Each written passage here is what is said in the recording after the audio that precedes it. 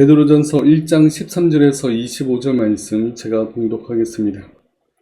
그러므로 너희 마음의 허리를 동이고 근신하여 예수 그리스도께서 나타나실 때에 너희에게 가져다 주실 은혜를 온전히 바랄지어다.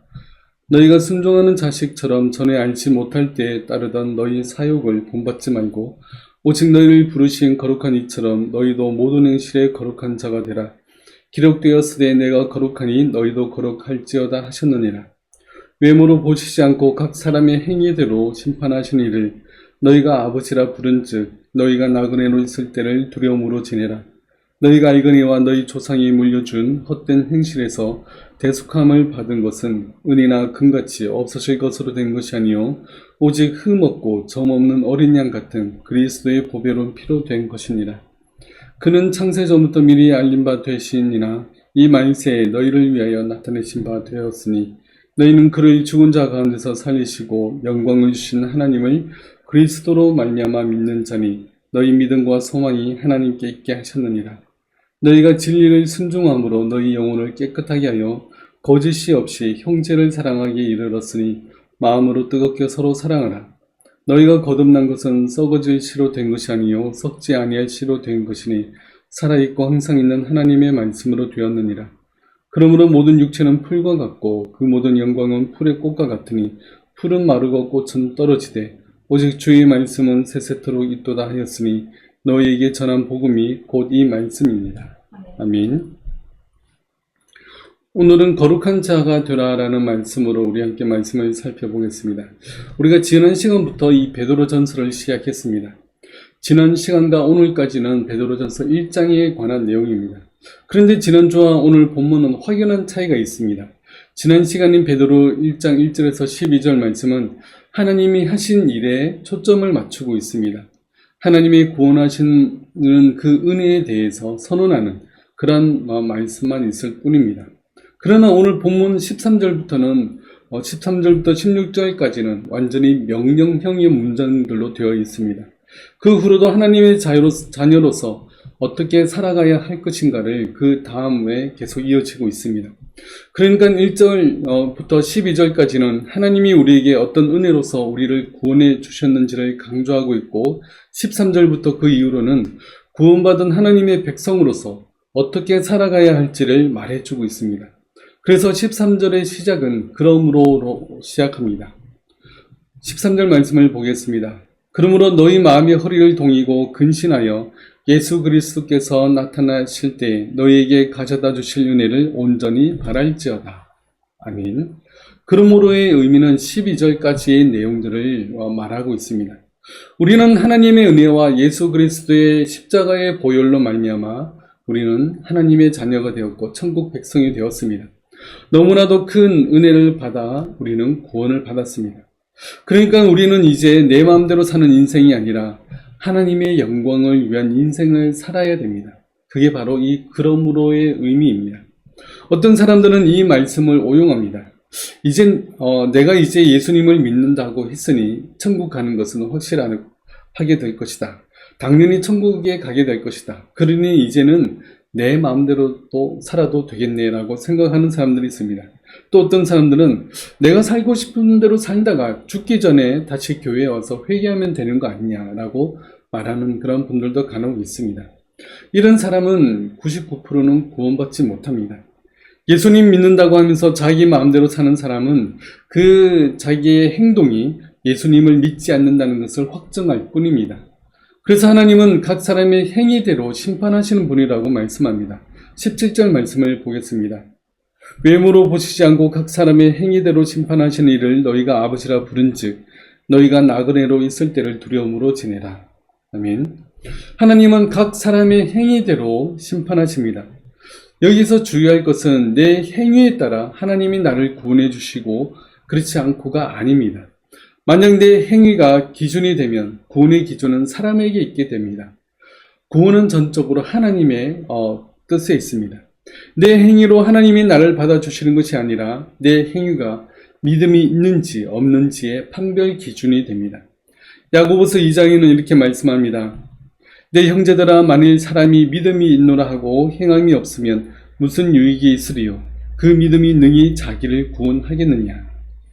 내가 정말 예수님을 믿고 하나님의 자녀가 되었다면 그 믿음대로 행함이 있어야 정상입니다. 말로는 예수님을 믿는다고 하면서 행동은 전혀 예수님을 믿지 않는 그런 행동을 한다면 그 사람은 정말로 예수님을 믿는다고 말할 수 없습니다. 하나님을 믿는다고 하면서 그 말씀을 전혀 따르지 않고 안 믿는 사람과 똑같이 행동한다면 그 사람은 하나님을 믿는 사람이라고 말할 수 없습니다. 우리는 우리가 믿는 바가 바로 행동으로 나타나야 됩니다.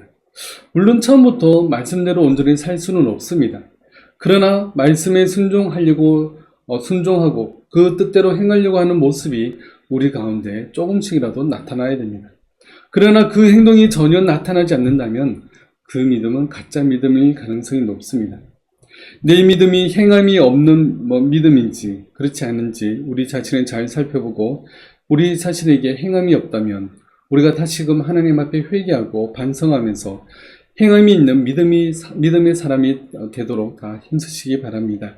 하나님을 더 알고 싶다는 그 열망과 하나님의 뜻을 더 알기 위해 성경을 읽고 묵상하는 일에 우리가 더욱 힘을 내고 이웃을 섬기고 사랑하기 위해 내가 할 수 있는 일들을 찾아보고 또 실제로 이웃을 섬기고 사랑하는 우리 모두가 되시길 바라겠습니다.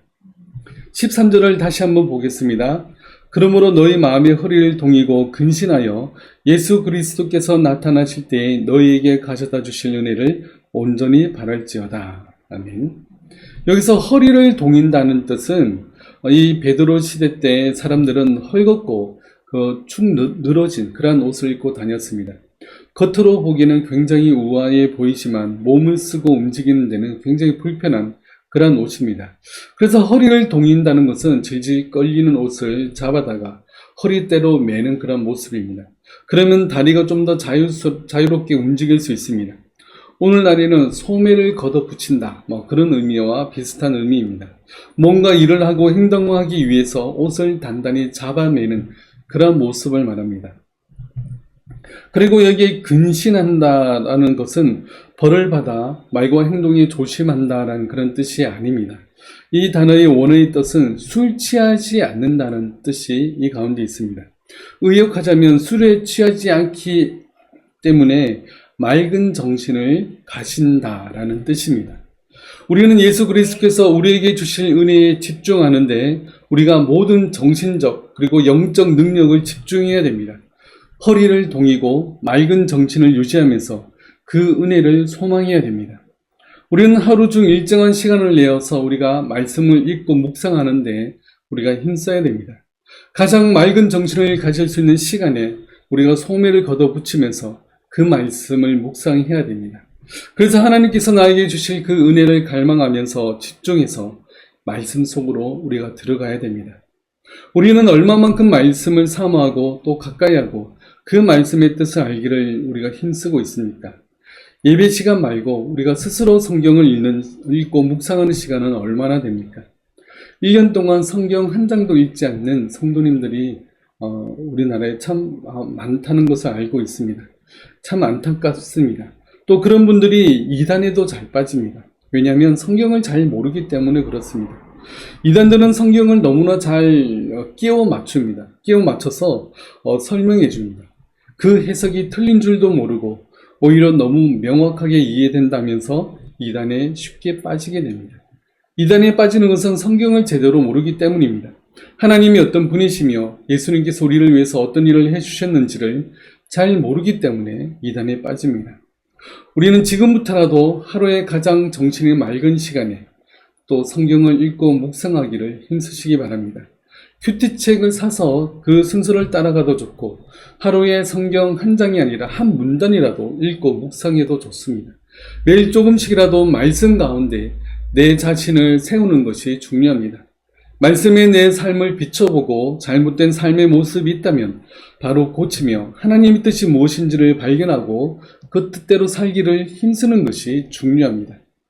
매일매일 말씀을 가까이 하셔서 말씀의 뜻을 바라보고 또 그 뜻대로 살기를 힘쓰는 우리 모두가 되시길 바라겠습니다. 14절과 16절 말씀을 보겠습니다. 너희가 순종하는 자식처럼 전에 알지 못할 때에 따르던 너희 사욕을 본받지 말고 오직 너희를 부르신 거룩한 이처럼 너희도 모든 행실에 거룩한 자가 되라. 기록되었을 때 내가 거룩하니 너희도 거룩할지어다 하셨느니라. 아멘. 우리는 하나님을 알기 전 예수님을 나의 구주로 믿기 전에 행하던 사역을 우리는 본받지 말아야 됩니다. 이 사역이라는 말은 말 그대로 내 욕심대로 살던 그런 죄악된 행동과 생각들을 말합니다. 죄를 지으면 점점 죄에 대해서 둔감하게 되고 또 죄에 대해서 더욱 친숙하게 됩니다. 또한 하나님 없는 삶이 당연한 삶이 됩니다. 그러나 이제는 이 사역을 본받지 말아야 됩니다. 이제는 하나님의 뜻을 알고 그 뜻대로 살기를 힘써야 됩니다. 죄악을 멀리하고 끊어버릴 수 있도록 힘써야 됩니다. 하나님이 싫어하시고 미워하시는 것은 나 역시 싫어하고 미워해야 됩니다. 하나님이 기뻐하시는 일에는 나 역시 기뻐함으로 또 그 일들을 감당해야 되는 것입니다. 그것이 바로 거룩한 자가 되는 길입니다. 여기서 거룩이란 목에 힘주는 그런 일종의 일들이 아닙니다. 나는 다른 죄인과는 차원이 다른 사람이라는 그런 인식도 아닙니다. 거룩이란 구별되다 또한 분리되다라는 뜻입니다. 그래서 거룩이라는 것은 세상의 가치관으로부터 구분되고 죄악으로부터 분리된다는 그런 의미입니다. 이제 하나님을 믿는 백성으로서 하나님의 나라의 가치관으로 우리가 살아가며 내가 그전에 지었던 모든 죄악으로부터 분리되어서 이제는 말씀 따라 살아가는 삶을 말하는 것이 바로 이 거룩한 삶입니다. 하나님이 거룩하시기 때문에 그의 자녀들 역시 거룩해야 됩니다. 우리가 하나님의 자녀이기 때문에 하나님을 닮으려고 하는 것은 당연한 것입니다. 그분의 말씀을 기억하고 그 말씀대로 살고 하자 하는 그런 의지가 우리 가운데 있어야 됩니다. 물론 온전히 하나님을 닮는다는 것은 불가능합니다. 그러나 우리에게 주어진 시간과 환경 안에서 우리는 최선을 다해서 하나님의 뜻대로 살기를 힘써야 됩니다. 하나님께 더 가까이 가려고 노력하고 예수님의 발자취를 따라가기 위해서 우리는 소원해야 됩니다. 죄악을 더욱 멀리하고 악한 것은 그 모양이라도 버리고 오직 선하고 공의를 쫓아 나아가야 됩니다. 이것이 하나님이 우리에게 명령하신 것입니다. 내가 거룩하니 너희도 거룩하라. 이 거룩함은 나를 아는 사람이 없는 곳에서도 우리가 동일하게 나타나야 됩니다. 우리가 17절 말씀을 읽었는데 다시 한번 보겠습니다. 외모로 보시지 않고 각 사람의 행위대로 심판하시는 이를 너희가 아버지라 부른즉 너희가 나그네로 있을 때를 두려움으로 지내라. 아멘. 예수님을 믿는 자들이 핍박으로 인해서 여러 지역으로 흩어졌습니다. 그 흩어진 사람들 중에 간혹 이런 생각을 품는 사람이 있을지도 모릅니다. 나를 전혀 모르는 새로운 동네에 왔으니 이제는 내 마음대로 살아도 되겠네 하는 그런 마음이 있을 수 있습니다. 그러나 말씀은 너희가 나그네로 있을 때를 두려움으로 지내라 라고 경고합니다. 우리가 두려워해야 할 분은 오직 우리의 모든 것을 다 알고 계시는 하나님입니다. 마찬가지로 우리가 어디를 가든 우리가 이 세상 가장 구석진 곳에 간다 하더라도 하나님은 우리에 대해서 다 알고 계십니다. 그렇게 우리가 어디를 가면 누구를 만난다 하더라도 하나님 앞에서 살아가는 존재임을 우리가 기억하고 우리는 두려움으로 지내야 됩니다. 저는 군대 갈 땐 논산훈련소로 군 입대를 했습니다. 그때 성경 전체가 7권으로 나눠져 있는 그런 파트너 성경, 그런 성경 중에 신약 부분만 한 권을 가져갔습니다.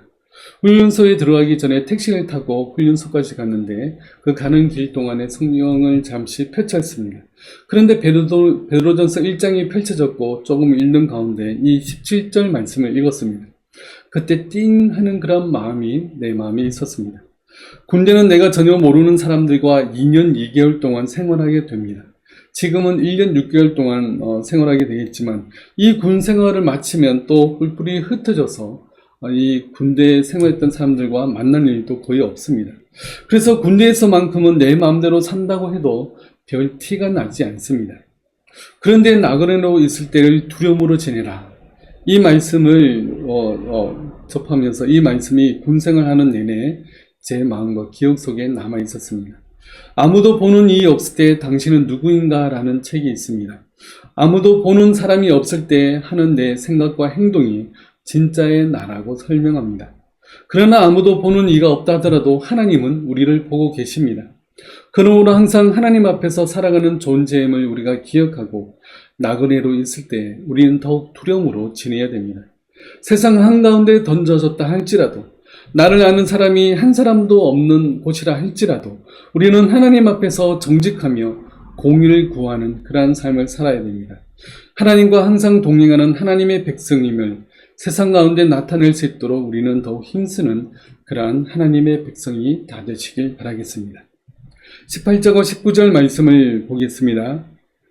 너희가 알거니와 너희 조상이 물려준 헛된 행실에서 대속함을 받은 것은 은이나 금같이 없어질 것으로 된 것이 아니요 오직 흠없고 점없는 어린 양 같은 그리스도의 보배로운 피로 된 것이니라. 아멘. 오늘날 가장 가치 있는 물질 중에 하나가 바로 금입니다. 금 1kg 가격이 약 1억 5천만 원 정도 된답니다. 그러나 이 금도 없어질 것 중에 하나라고 말씀은 설명합니다. 아무리 많은 금을 준다 해도 우리의 죄의 한 털옷도 희귀할 수 없습니다. 그러나 어린 양 같은 그리스도의 보배로운 피로 말미암아 우리는 우리의 모든 죄들을 대속함을 받았습니다. 그리스도의 그 보배로운 피는 우리의 과거의 죄와 현재의 죄, 그리고 앞으로 우리가 지을 미래의 모든 죄까지도 사하시는 놀라운 은혜인 것입니다.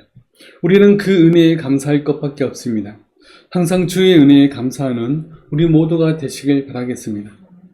20절과 21절 말씀을 보겠습니다. 그는 창세 전부터 미리 알린 바 되시니나 이 말세에 너희를 위하여 나타내신 바 되었으니 너희는 그를 죽은 자 가운데서 살리시고 영광을 주신 하나님을 그리스도로 말미암아 믿는 자니 너희 믿음과 소망이 하나님께 있게 하셨느니라.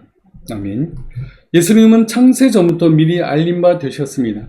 하나님은 세상을 창조하시고 인간들이 죄를 짓는 것을 보시고 그리고 나서 그들을 구원하시기 위해 예수님을 이 땅에 보내실 것을 계획하신 것이 아니라 창세전에 이미 인간들이 죄를 지을 것을 아시고 그리고 구원자이며 우리 죄에 대한 대속자로 예수 그리스도를 이 땅에 보내실 것을 미리 정하셨습니다. 이것은 시간이 시작되기 전, 세상을 창조하시기 전에 이미 계획하시고 작정하셨습니다. 그러므로 하나님이 창세 전에 이미 우리를 선택하시고 부르셨습니다. 우리의 모든 죄를 그리스도께서 대속하게 하시고 우리를 의롭다 하시며 자녀 삼아 주셨습니다. 그래서 우리의 믿음과 소망은 오직 하나님께 있습니다.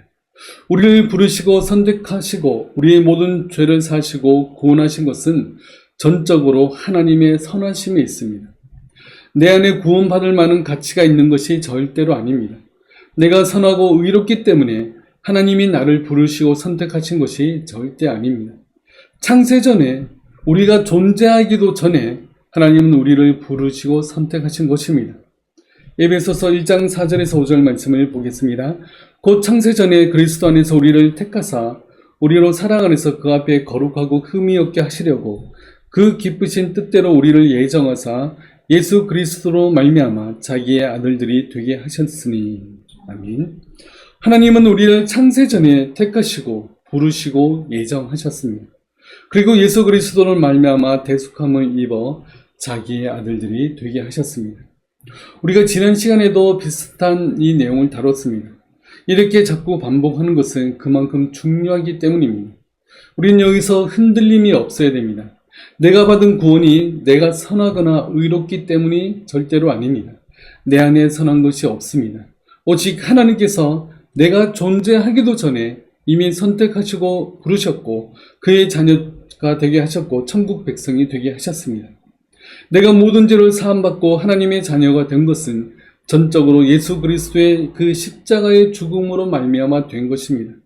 예수 그리스도는 이 땅에 인간의 몸으로 나셨고 십자가에서 희생 제물이 되셨고 죽은 자 가운데서 다시 살아나셨으며 아버지로부터 영광을 받으셨습니다. 이 모든 것을 통해 우리는 하나님께 소망을 둘 수 있게 되었습니다. 이 사실에서 우리는 흔들림이 없어야 됩니다. 우리의 구원은 전적으로 하나님께 있습니다. 하나님의 손안에 우리의 구원이 있기 때문에 우리의 구원은 확실합니다. 절대 빼앗길 수 없습니다. 이 세상 그 어떤 권세도 절대 우리의 구원을 빼앗아갈 수 없습니다. 이 소망으로 믿음 가운데 거하는 우리 모두가 다 되시길 바라겠습니다. 23절부터 25절 말씀을 보겠습니다. 너희가 거듭난 것은 썩어질 씨로 된 것이 아니요 썩지 아니할 씨로 된 것이니 살아있고 항상 있는 하나님의 말씀으로 되었느니라. 그러므로 모든 육체는 풀과 같고 그 모든 영광은 풀의 꽃과 같으니 풀은 마르고 꽃은 떨어지되 오직 주의 말씀은 세세토록 있도다 하였으니 너희에게 전한 복음이 곧 이 말씀입니다. 아멘. 우리의 구원에 대한 확신의 근거는 바로 이 하나님의 말씀에 있습니다. 하나님의 말씀은 지금도 살아서 역사하시는 말씀입니다. 왜냐하면 하나님은 여전히 살아계시며 과거의 하나님이나 현재의 하나님이나 미래의 하나님이나 동일하신 분이십니다. 하나님은 시간을 창조한 분으로서 시간에 얽매이는 분이 아니십니다. 그렇기 때문에 하나님에게 과거나 현재나 미래는 동일합니다. 그렇게 과거에 하신 말씀이라도 지금도 살아서 역사하시는 하나님의 말씀인 것입니다. 또는 이 세상은 모두 늙어지고 사라지는 그런 풀과 같지만 하나님의 말씀은 영원히 사라지지 않습니다. 이 말씀은 바로 이 이사야서 말씀에서 인용했습니다. 이사야서 40장 말씀에 이렇게 말씀합니다. 말하는 자의 소리여 이르되 외치라. 대답하되 내가 무엇이라 외치리까 하니 이르되 모든 육체는 풀이요 그의 모든 아름다움은 들의 꽃과 같으니 풀은 마르고 꽃의 시듬은 여호와의 기운이 그 위에 불미라. 이 백성은 실로 풀이로다. 풀은 마르고 꽃은 시드나 우리 하나님의 말씀은 영원히 서리라 하라. 아멘. 이 세상 모든 것들은 변하고 사라져도 하나님의 말씀은 영원히 사라지지 않습니다. 사라지지 않고 가만히 있는 것이 아니라 이 말씀은 우리를 거듭나게 합니다. 이 말씀은 우리에게 생명을 주는 그런 영원한 말씀입니다. 이 땅에 생명력이 강한 풀도 마르고 시듭니다. 아무리 인간들이 만든 그런 물질과 그런 모든 것들이 영화롭고 놀랍지만 그것도 사라지기 마련입니다. 그러나 하나님의 말씀은 영원합니다. 이 영원한 말씀을 더욱 붙잡고 알기 위해서 힘쓰고 또 이 말씀을 듣기를 더욱 열심히 하시기 바랍니다. 이 말씀이 우리에게 믿음을 주기에 우리는 더욱 말씀을 읽고 듣는 자리에 서야 됩니다. 그러다 보면 우리 믿음이 더욱 자라나며 더욱 단단해집니다. 시냇가에 심은 나무가 더욱 튼튼하며 푸른 잎을 내는 것은 항상 공급받는 그 시냇가 옆에 있기 때문에 그렇습니다.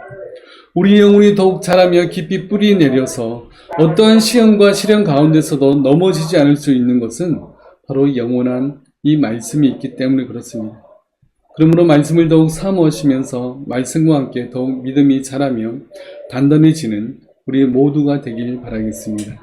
기도하겠습니다. 내가 거룩하니 너희도 거룩하라는 하나님의 말씀을 우리가 기억하며 우리가 더욱더 하나님과 같이 거룩해질 수 있도록 주님 도와주옵소서. 더욱 말씀을 가까이 하고 또 말씀을 붙잡고 또 말씀의 중심의 삶으로 말미암아 이 땅 가운데 우리가 말씀으로 살아갈 수 있는 저희들 되시도록 도와주옵소서. 우리가 아무리 나그네로 있다 할지라도 아무리 나를 모르는 그런 환경에 처한다 할지라도 우리가 주의 백성임을 기억하고 말씀을 실천하는 그러한 우리의 모든 삶이 되시도록 인도하여 주시옵소서.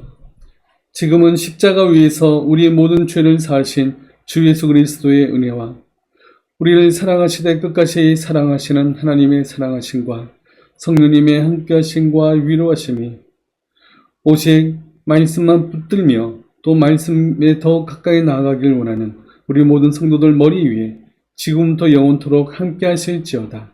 아멘.